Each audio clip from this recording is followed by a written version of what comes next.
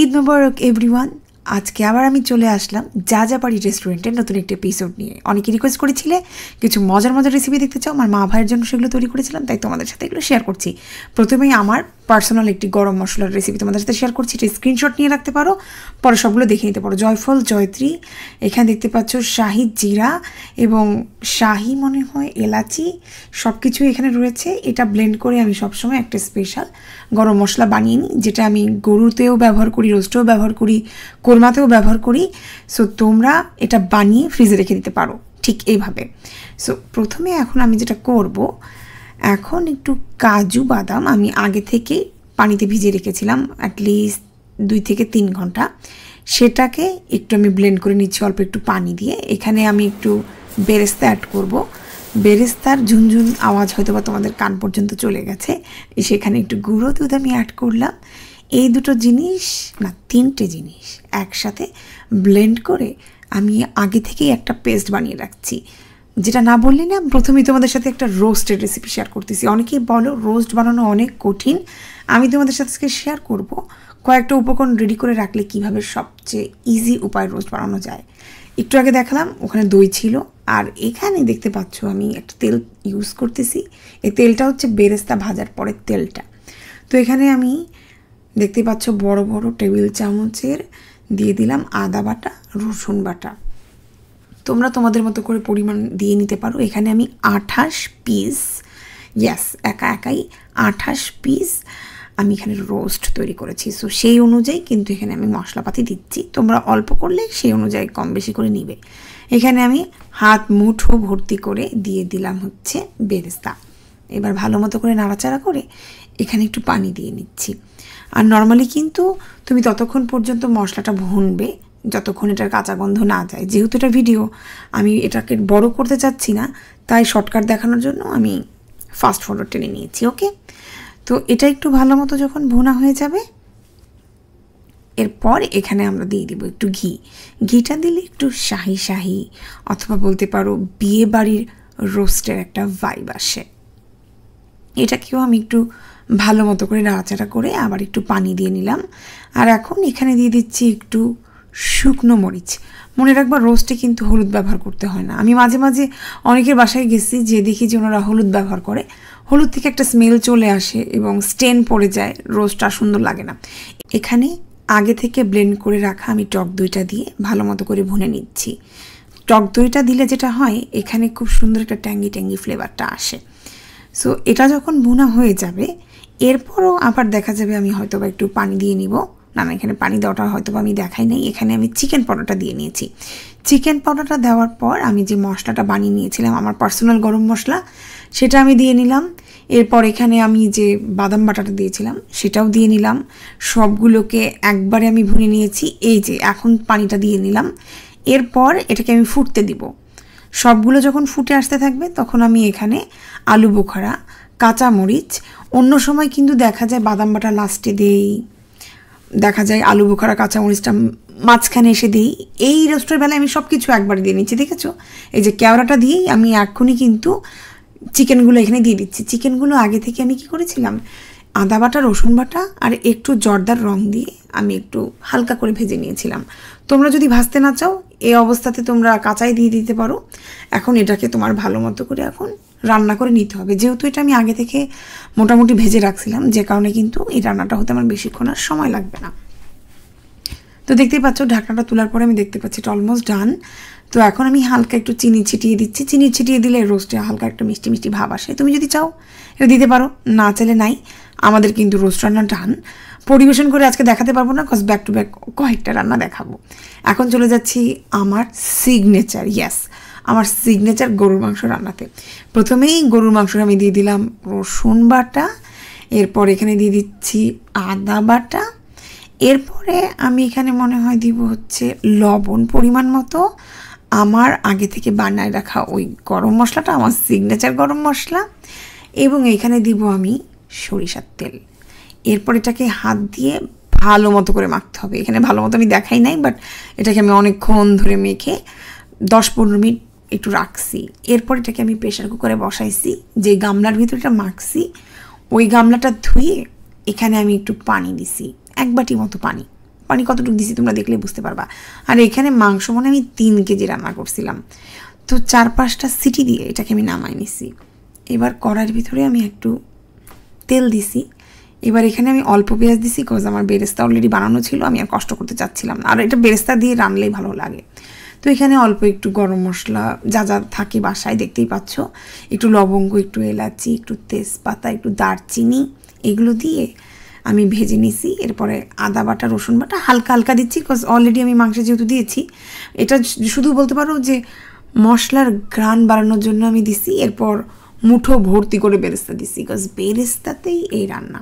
শোনো, যদি কোনো হিন্দু ধর্মের আপুরা এটা দেখে থাকো, অথবা যে গরুর মাংস খায় না সে যদি এই ভিডিও দেখে থাকো, তুমি যদি খাসি খেয়ে থাকো, তুমি খাসির মাংসের এই রান্নাটা করে দেখো, খাসিতেও এটা অসাধারণ লাগে।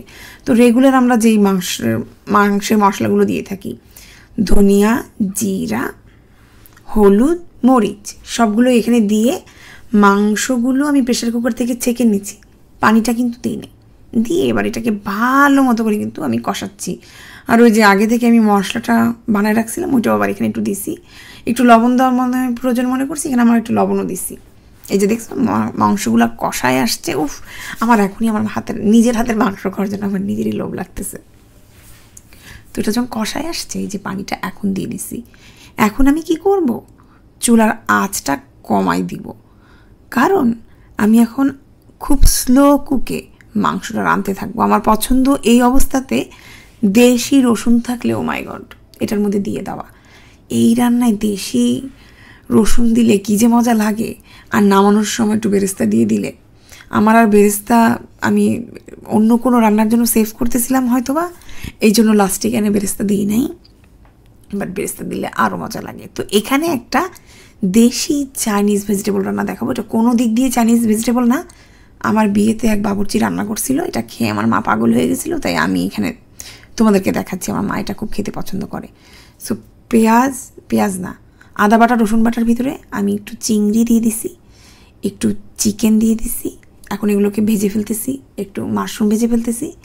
এখন এখানে চিকেন পাউডার দিচ্ছি। আর by the way, chicken powder করলে অনেকে যারা কিনতে পারো না, অথবা তুমি এলাকায় যেখানে থাকো সেখানে যদি না পাওয়া যায়, এখানে তুমি টেস্টিং সল্টটা দিয়ে দিবা।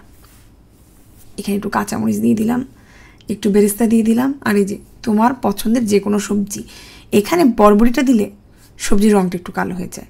এখানে দেখতে পাচ্ছ আমি আবার চিকেন পাউডারের সাথে আবার টেস্টিং সল্টও দিচ্ছি, যে কোনো একটা চাইলে তুমি দিতে পারো। আমি আবার 2টাই দিছি স্বাদ বাড়ানোর জন্য। এখানে আবার একটু কর্নফ্লাওয়ার 2 চামচের মতো আমি একটা গ্লাসে গুলিয়ে নিচ্ছি। অন্যদিকে কিন্তু চুলায় যে সবজিটা দিচ্ছি ওটা কিন্তু বলক উঠতেছে। ওকে, যখন এটা একটু বলক উঠতে থাকবে তখন আমি এই মিশ্রণটা দিয়ে দিব। এই মিশ্রণটা দিয়ে আমি অ্যাকচুয়ালি যেটা করব, চুলার আঁচটা দিব বাড়ায়, যেন ওই যে সুপি ক্রিমি জিনিসটা হতে থাকে। সো এটা যখন হয়ে আসবে, আমি যেটা করব, পাউডার দুধ উপর থেকে দিয়ে দিব। এতে যেটা হবে, খুবই ক্রিমি একটা খুবই অসাধারণ ভেজিটেবল তৈরি হবে। মানে নাম চাইনিজ কেন ভেজিটেবল এটা আমি জানি না, বাট এটা কোনো দিক দিয়ে চাইনিজ ভেজিটেবল না, এটাকে শাহি সবজি রান্না বলা যেতে পারে। এরপর উপর দিয়ে ইচ্ছা মতো বেরেস্তা ছড়াই দিতে হবে। আমি এখানে অল্প একটু দিছি, বাট পরে আবার দিছিলাম। এটা খাইতে অনেক মজা। ওই দিন যারা আমাদের বাসায় বেড়াতে এসেছিলো, আমার মামাতো বোন, মামি, ওরা অনেক আনন্দ করে খাইছিল। এরপর আমার ছোট ভাইয়ের ফেভারিট আমার হাতের চিংড়ি ভুনা, এটা ওরা অনেক পছন্দ করে। প্রথমে একটু লবণ দিয়ে আমি চিংড়িটাকে ভেজে তুলে ফেলতেছি। এইভাবে করে আমি চিংড়িটা ভেজে তুলি, কারণ মাঝে মাঝে দেখা যায় রান্নার সময় চিংড়িটা দিলে ওখান থেকে পানি উঠতে থাকে, সুন্দর রং আসে না। তো এখানে দেখতে পাচ্ছ ভালো মতো অনেকগুলো পেঁয়াজ দিয়ে একবারে কিন্তু এখন আমি এটাকে ভাজা করে তুলবো। আর বাই দ্য ওয়ে, এই রান্নাগুলো কিন্তু আমি একটানা রেঁধে গেছি, একটানা রেঁধে আমার কোমর ব্যথা হয়ে গেছিলো, বয়স হয়ে গেছে। তো একটু হলুদ, একটু মরিচ, বেশি কিছু না, আর একটু কাঁচামরিচ, এগুলো দিয়েই একটু, মানে এটা যেটাকে বলা যায় এটা মরিচের দো পেঁয়াজা কেন বলার চেষ্টা করলাম, এটা হচ্ছে চিংড়ির দো পেঁয়াজা। সো এবার এটাকে ভুনভুনি করে আমি একটু পানি দিয়ে ফেলবো, এরপর ঢেকে দিব। এরপর খুব চমৎকার চিংড়ি ভুনা হয়ে যাবে। এটা কিন্তু একলাই খায় আমাদের বাসায় পোলাও, আর এই চিংড়িটা হলে আমার ভাই বলবে তোমরা ঘুমায় যাও, অথবা তোমরা বাইরে চলে যাও, কোনো সমস্যা নেই, আমি আমার মতো খেয়ে নিব। এটা বলবে না যে এটা হলে আমার আর কিচ্ছু লাগে না। সো এই রান্নাটাও ডান। আর আমার মায়ের জন্য আমি এখানে রান্না করছিলাম একটু ইলিশ ভুনভুনি। যেভাবে আমি চিংড়িটা দো পেঁয়াজা করছি, এখানে একটু ইলিশও দো পেঁয়াজা করছি। সেদিন আবার ইলিশটা কোথাও খুঁজে পাচ্ছিলাম না বড়, আমাদের আশপাশে যে ডিপার্টমেন্টাল স্টোর ছিল ওখানে মাঝারি টাইপের ছোট ইলিশ পাইছিলাম। আমার মার আবার অনেক বড় ইলিশের থেকে ছোট ইলিশ পছন্দ, মানে ছোট ছোট ইলিশ বেশি বেশি খাবে, বড় বড় ইলিশ একদিনে খাওয়া হয়ে গেলে আমার মার আবার পছন্দ না। এরকম মিডিয়াম সাইজের ইলিশ আমার মা পছন্দ করে। তো আমার মার জন্য আবার একটু অল্প করে দো পেঁয়াজা করছিলাম যেন আমার মা রেখে রেখে একটু খেতে পারে। সো এই তো এইভাবে করে একটু ইলিশটাও ভুনভুনি করে ফেললাম। ইলিশটা মোটামুটি ছিল। আমার আবার বেগুন দিয়ে ইলিশ আবার এইভাবে রান্না করলে পছন্দ হয়, মানে কাঁচামরিচ পেঁয়াজ দিয়ে। এটা রান্না করলাম। আর এরপরও আমি মনে হয় কিছু পাস্তাও বানাইছিলাম, সেটার ফুটেজগুলো এই মুহূর্তে আমার কাছে আর নাই, তাই শেয়ার করতে পারলাম না। বাট একটা সেমাই রান্না করছিলাম, এটা হচ্ছে আমার একটা ফেভারিট সেমাই, বাট 2-1টা ফুটেজ নাই, আমি মুখ দিয়ে বলে দিব। বাট আমার স্টাইলে তোমরা চাইলে সেমাই খেয়ে দেখতে পারো। আমার বানানো সেমাই সবাই অনেক পছন্দ করে। তো যে কোনো লাচ্চা সেমাই প্রথমে প্লেটে সাজাই নিবা। এই যে ফুটেজ এখানে খেয়ে ফেলছি আমি। তো যেটা হয়েছে, প্রথমে আমি একটা পাত্রের ভিতরে একটু ঘি নিয়ে কিছু ড্রাই ফ্রুট, এই যে আমন্ড, এখানে রয়েছে কাজু বাদাম, এর সাথে কিশমিশ, এগুলোকে আমি ঘি দিয়ে ভেজে নিয়েছিলাম। তারপরে সেই ঘি ওইগুলো তুলে ফেলে এখানে আমি দুধটা দিয়েছিলাম, যে কারণে একটু অয়েল অয়েল লাগতেছে। সো এই দুধটা দিলাম, এই গুঁড়া দুধটা দিলাম, এর ভিতরে দিছিলাম 2টা তেজপাতা, এলাচ, আর এখানে আমি চিনি ব্যবহার করি নাই, আমি 0 ক্যাল দিছি। দিয়ে দুধটাকে ফুটাই আমি 10-15 মিনিট হালকা কুসুম গরম হতে ঠান্ডা হওয়ার টাইম দিছি। দিয়ে এরপর এটা আমি সেমাইয়ের মধ্যে ঢেলে দিছি। এরপর এই যে ড্রাই ফ্রুটগুলোকে আমি এবার আস্তে আস্তে সুন্দর করে সাজাই দিছি।